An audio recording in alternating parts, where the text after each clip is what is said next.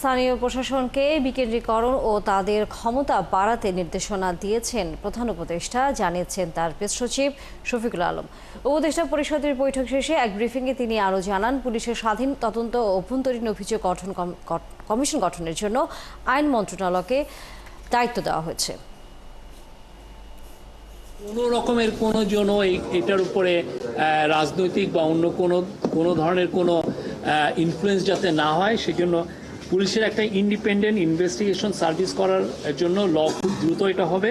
আর একটা হচ্ছে internal complain commission, মানে আপনারা পুলিশের মধ্যে যে কমপ্লেইনগুলো, এটার জন্য একটা কমিশন করা। যে লোকাল গভর্নমেন্টই থাকুক, তাকে কিভাবে এম্পাওয়ার্ড করা যায়, তাকে কিভাবে আরও শক্তিশালী করা যায়, যাতে নিজেরা তাদের পাওয়ারগুলো তারা যেন ভালোভাবে উইল করতে পারে,